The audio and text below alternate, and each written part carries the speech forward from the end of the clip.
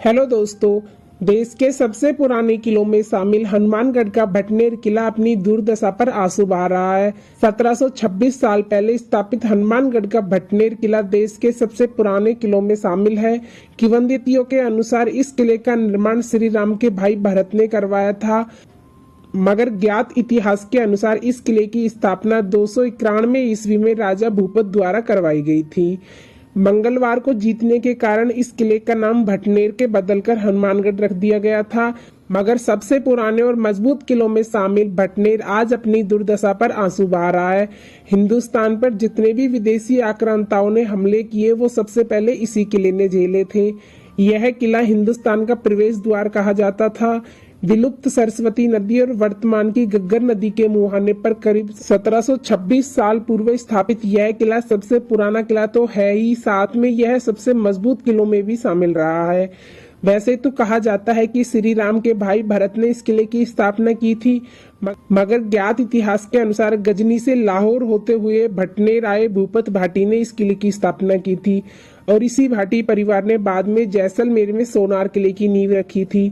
Taimur lung ने भी अपनी किताब में लिखा है कि उसने इससे मजबूत किला पूरे हिंदुस्तान में नहीं देखा है।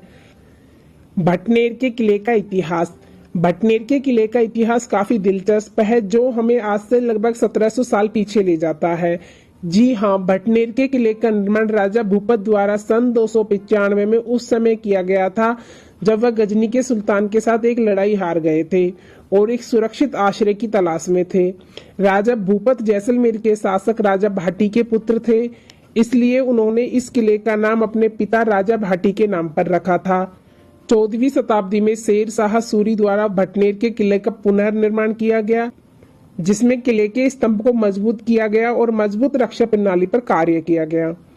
बता दें कि भटनेर किले पर वर्षों तक विभिन्न शासकों का कब्जा था, लेकिन अंतिम सम्राट जिसने किले पर कब्जा कर लिया था वह बीकानेर के शासक सम्राट सोरठ सिंह थे। चूंकि उन्होंने मंगलवार को किले पर कब्जा कर लिया था और दिन को भगवान हनुमान का दिन माना जाता है, इसलिए इस शहर का नाम हनुमानगढ़ रखा गया। भटनेर के किले की वास्तुकला।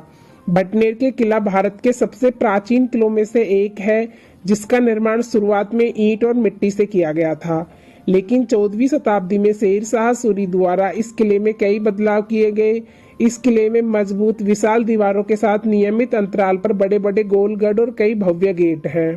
किले में भगवान हनुमान और भगवान शिव सहित कई मंदिर हैं। एक पुरानी इमारत जिसका नाम आरा जैन पसारा है और शिलालेखों वाली 3 प्राचीन मूर्तियां किले के अंदर स्थित हैं। इसमें शेर खान का मकबरा भी है, जो कि किले का गवर्नर था।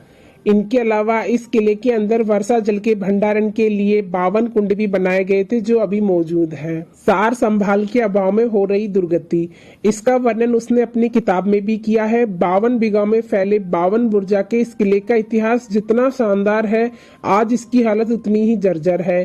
किले के आसपास आबादी बस चुकी है और इसके बुर्ज जर्जर होकर कभी भी गिरने की स्थिति में है और पुरातत्व विभाग भी इस किले के रखरखाव पर करोड़ों का बजट खर्च कर चुका है, जो कहीं दिखाई नहीं देता। जैसलमेर के राजा भूपत सिंह की ओर से स्थापित इस किले के साथ उन्होंने पंजाब के भटिंडा और हरियाणा के सिरसा में भी किले स्थापित किए थे और इसी कारण भाटी राजा होने के कारण ही इस किले का नाम भटनेर और भाटी होने के कारण ही पंजाब के किले का नाम भटिंडा पड़ा। भटनेर ने झेले सबसे पहले विदेशी आक्रमण। इस किले में पंजाब के भटिंडा और हरियाणा के सिरसा तक एक बहुत बड़ी भूमिगत सुरंग थी और हिंदुस्तान पर हुए प्रत्येक विदेशी आक्रमण को सबसे पहले इसी किले ने झेला था। वर्तमान में इस किले में देखने को कुछ भी नहीं बचा है और बल्लियों के सहारे किले की दीवारों और छतों को सहारा दिया गया है। ऐसे में अगर कोई विदेशी या देसी पर्यटक भूला भटका यहाँ आ भी जाता है तो उसको निराशा ही हाथ लगती है। इसी किले के साथ ही हनुमानगढ़ शहर का इतिहास भी जुड़ा हुआ है। अब इसे विडंबना ही कहेंगे कि देश के सबसे पुराने किलों में शुमार होने के बावजूद यह किला आज तक पर्यटन के नक्शे पर उभर कर नहीं आ सका और न ही इसकी सार संभाल के प्रति भी कोई सरकार का पुरातत्व विभाग सजग है। ऐसे में दिन प्रतिदिन जर्जर होती जा रही इस प्राचीन धरोहर के अस्तित्व पर संकट के बादल मंडरा रहे हैं। भटनेर फोर्ट पर तैमूर, पृथ्वीराज चौहान, अकबर, कुतुबुद्दीन ऐबक और राठौर राजाओं ने राज किया। मध्यकाल में भारत पर आक्रमण के दौरान विदेशी शासकों को इसी किले के रास्ते से ही गुजरना पड़ता था। यह किला विदेशी आक्रमणकारियों के लिए एक मजबूत रुकावट की तरह था। किले का निर्माण ईंटों और चूने के पत्थर से हुआ था।